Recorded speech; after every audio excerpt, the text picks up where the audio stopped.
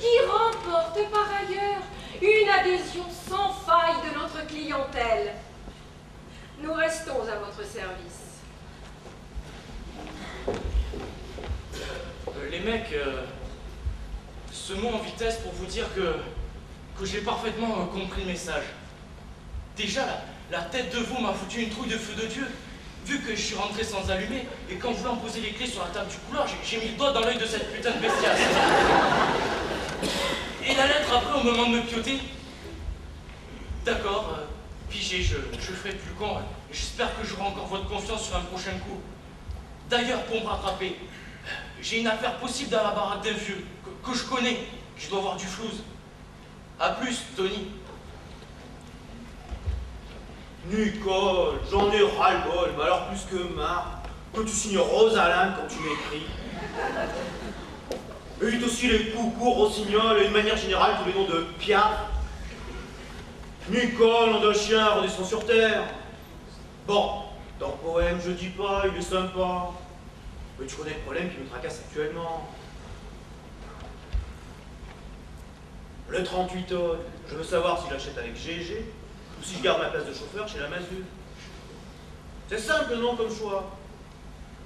Soit je reste chez la Mazur, soit je m'endette pour la vie, mais je roule avec mon bal. Alors au lieu de m'écrire des poèmes, aide-moi à prendre une décision.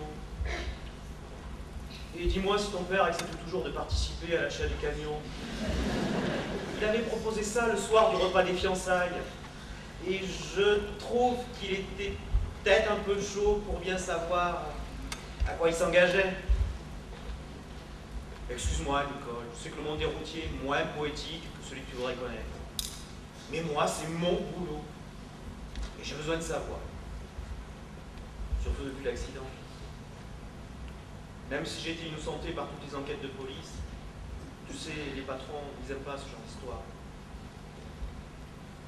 Et je revois toujours cette bagnole qui s'est jetée sur moi. Et l'état de cette pauvre gosse quand les pompiers l'ont sorti des tôles. Bon, je te lis pas, t'aurais plus envie de trouver des mots qui riment. À bientôt, Pierrot. Post-scriptum, je t'aime, hein, ça n'a rien à voir. Sébastien.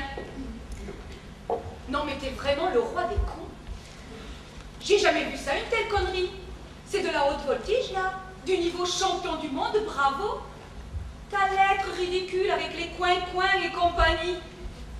Mon mari est tombé dessus. Bien joué. Je t'avais dit que tu pouvais m'écrire à la maison à une condition. À une condition, je répète, de mettre sur la lettre Martine Malichon. Martine, car Henri, entre parenthèses, ça n'a rien arrangé que tu l'appelles Riri, il a horreur. Henri, donc, il faut au moins lui reconnaître une qualité, il n'ouvre jamais mon courrier personnel. Et toi, comme un con, excuse-moi de me répéter, mais je ne trouve pas d'autres termes pour te désigner. Tu as mis sur la lettre M. Malichon. Or, pauvre pomme, je te signale que M. Malichon, ça fait peut-être Martine Malichon en abrégé, mais ça fait aussi Monsieur Malichon. T'as compris maintenant ou t'as besoin que je te fasse un dessin? Alors je te préviens. Henri, il pèse 50 kilos de plus que toi et il a fait du judo avant de rentrer chez les CRS. Et il m'a dit qu'il allait sérieusement s'occuper de ton cas quand il sera revenu de l'opération maintien de l'ordre contre les agriculteurs de l'Ardèche. Si tu as des relations en province, c'est peut-être le moment de leur rendre visite. L'étranger, ce serait plus sûr. 2 vagues cousins au pôle Nord, ça me semble parfait. Surtout s'ils n'ont pas le téléphone et qu'ils restent dans leur igloo pendant la saison des blizzards. De toute façon, je ne veux plus te voir. T'es vraiment qu'un connard. Martine. Post-scriptum. Pour que ton information soit complète, je te rappelle que je m'épile sous les bras depuis l'adolescence. Alors pour les poils folichons, soit c'est un de tes fantasmes de taré, soit tu me confonds avec une autre.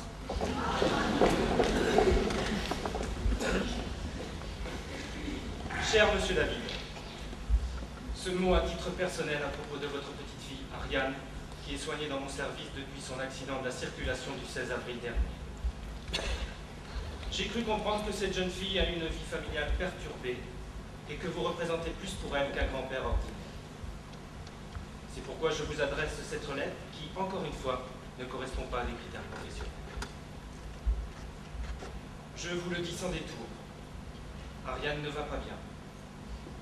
Je me fais beaucoup de soucis. Mais tout cela est fort compliqué et je souhaiterais vous en entretenir de vive voix. Par téléphone peut-être, car Ariane m'a expliqué que votre état de santé ne vous permet plus de vous déplacer. Contactez-moi directement, Dr Renaud. Post-scriptum. Votre petite fille illumine mon service. Au niveau humain, elle est une leçon pour nous tous. C'est la raison pour laquelle je me permets cette démarche particulière qui n'est pas conforme à la déontologie médicale. Ariane, ma chérie, dans cet envoi, tu trouveras cette fois Ludwig van Beethoven. Je sais, ça n'est pas très original, mais après tout, je commence à être un vieil homme et mes goûts musicaux, tu n'ignores pas, n'ont jamais été particulièrement révolutionnaires. Alors, quand j'ai songé à te trouver un nouveau compagnon d'oreille, Ludwig s'est imposé à moi. Il est un peu brutal, mais il a du souffle, le bougre. Écoute, s'il te plaît, le deuxième mouvement de la symphonie numéro 9 en ré mineur. C'est explosif, non? Bon, j'ai eu longuement le docteur Renaud au téléphone. Et oui, j'ai sympathisé avec ton grand homme. C'est vraiment quelqu'un d'exceptionnel. Devine de qui nous avons parlé? Bon, rassure-toi, nous ne faisons pas de cachotterie derrière ton dos, mais je devais l'entretenir de problèmes de dossier, des questions ennuyeuses dont nous ne voulons pas que tu te préoccupes pour l'instant. Ariane, ce qui ressort de cette longue conversation, c'est que tu dois être absolument persuadé que tu vas guérir. Mais il faut accepter que ce soit long, très long.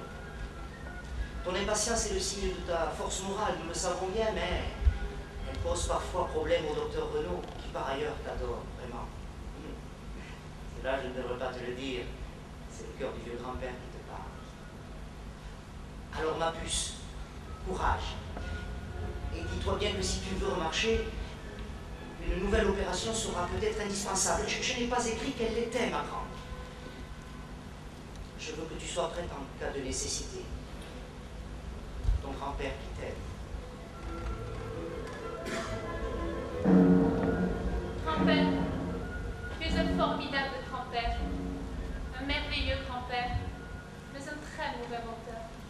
Je sais bien que c'est le docteur Renaud qui t'a contacté, parce qu'il n'ignore pas que tu es tout pour moi. Surtout depuis l'accident et la faillite morale lamentable de Patrice. Les yeux du docteur Renaud ont changé. La petite étincelle joyeuse que je discernais dans son regard a fait place, parfois, fugitivement, à une sorte de mélancolie, à des éclairs de tristesse inquiète. Depuis que je ne marche plus, je suis plus attentive aux yeux des autres. C'est étrange, non? Aussi, grand-père, je te trouve touchant dans tes travaux d'approche. J'ai bien deviné que la situation n'est pas bonne au niveau des jambes. Je suis habile à surprendre l'air perplexe du radiologue quand il examine mes clichés. La grimace à peine ébauchée de l'interne quand il examine mes analyses. L'air songeur de la kiné quand elle voit bien que mes muscles ne veulent pas répondre à ses palpations. Je sais qu'une nouvelle opération est inéluctable. Elle est dans tous les esprits. Et la tendresse un peu bourrue de l'infirmière-chef qui me refait mes pansements n'est pas pour me rassurer. Mais, de toute façon, je n'ai rien à faire, ayant déjà perdu beaucoup.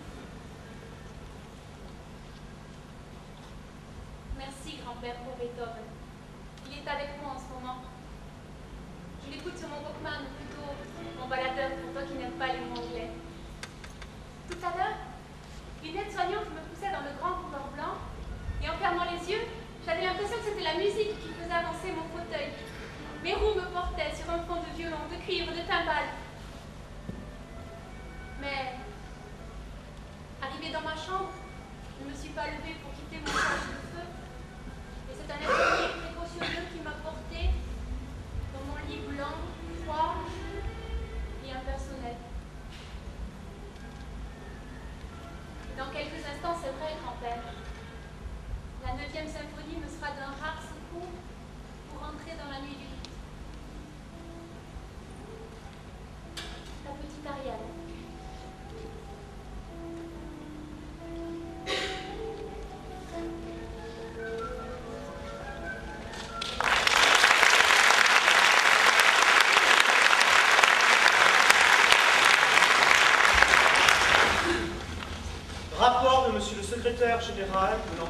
Cantar oriental à Monsieur le ministre des Affaires étrangères. Ultra confidentiel. Hier soir, un événement pour le moins inattendu s'est produit à l'ambassade. En voulant décorer, en votre nom, le secrétaire d'État au transport et au développement fluvial, Monsieur l'ambassadeur a appliqué la décoration trop brusquement. Et l'épingle, après avoir traversé le costume, a pénétré les chairs de Monsieur le secrétaire d'État.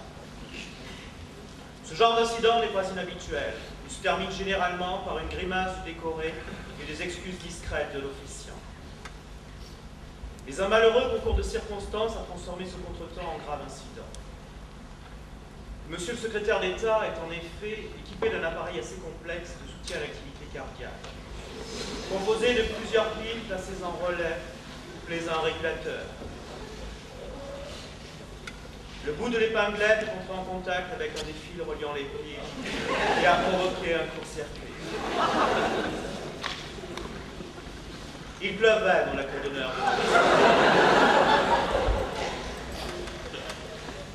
Monsieur le secrétaire d'État, voulant honorer la France, avait revêtu le costume traditionnel de son pays, qui implique de porter de très légères sandales. On peut donc considérer qu'il était pratiquement pieds nus dans le... Tous ces éléments réunis font que le secrétaire d'État est mort sur le coup, alors que monsieur l'ambassadeur, ayant reçu une forte décharge, est paralysé du bras droit et semble avoir perdu l'usage de la parole. Je demande des instructions de toute urgence sur la suite à donner à cette malheureuse affaire.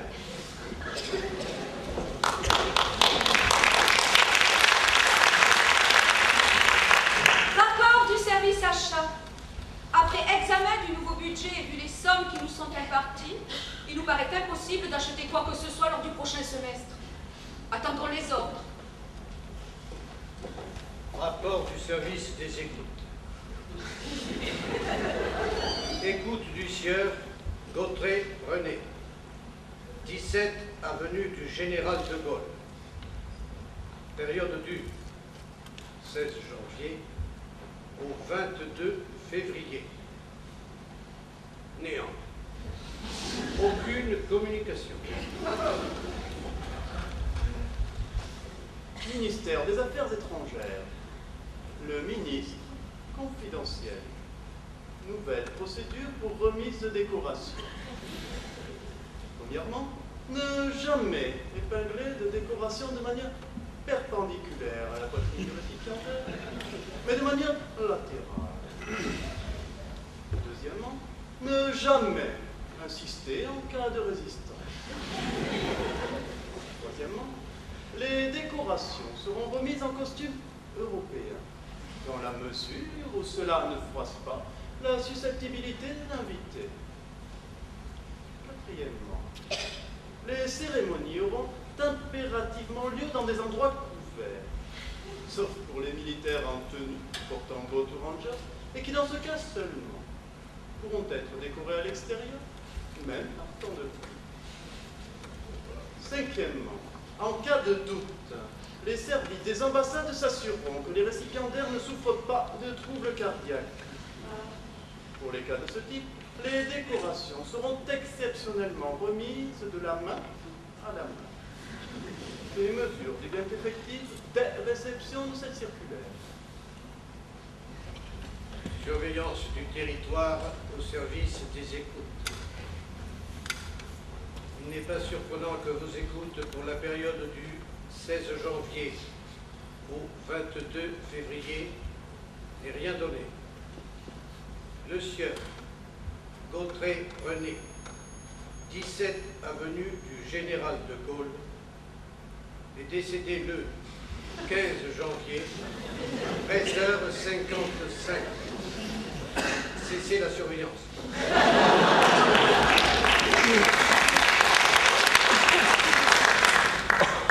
Note du comité d'organisation du Grand Prix cycliste international. Suite à la chute générale ayant eu lieu dans le virage précédant l'arrivée, nous recommandons à l'avenir de ne plus mettre de virage dans les lignes droites. Note du constructeur. Il se peut que sur certains de nos modèles, le moteur ait été oublié. Si votre véhicule ne démarre pas normalement, Veuillez exercer une pression sur le levier L, placé sous le côté gauche du volant V1. Sortez ensuite du véhicule V2, ouvrez le capot C. En cas d'absence du moteur M, contactez le concessionnaire le plus proche.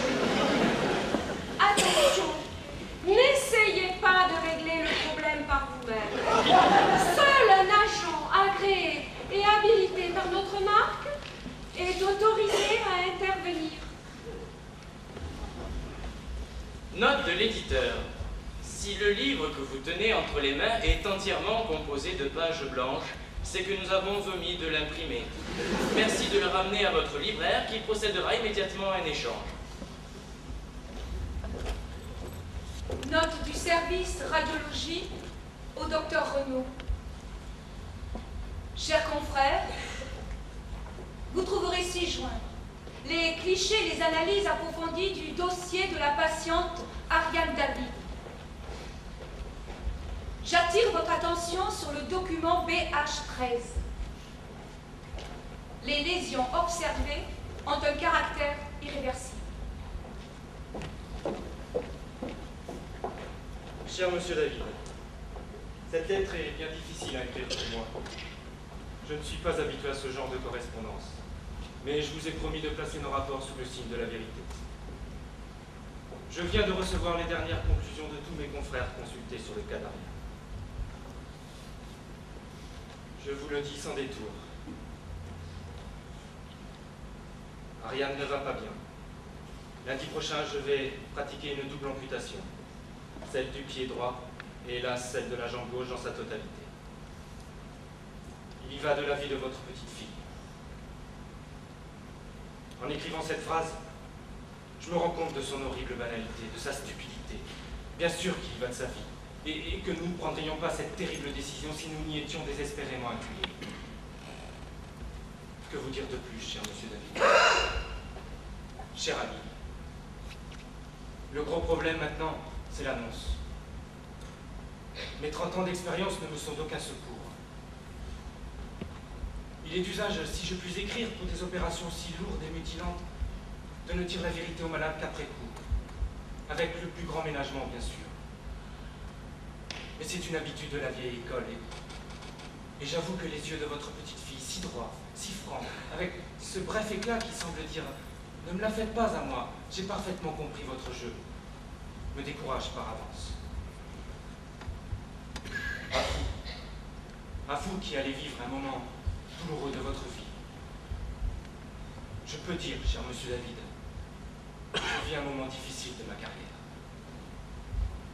Bien à vous, docteur Renaud.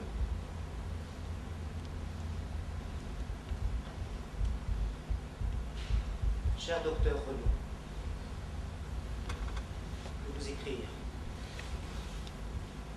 Évidemment, je suis anéanti. Évidemment, j'ai envie de vous demander, est-ce vraiment la seule solution? N'y a-t-il rien d'autre à tenter? Évidemment, vous allez me répondre que si vous avez fait ce choix incroyablement difficile, c'est en toute connaissance de cause. Je pense à ma petite fille, je tremble. Quand je pense à ce que vous allez être obligé de faire subir à son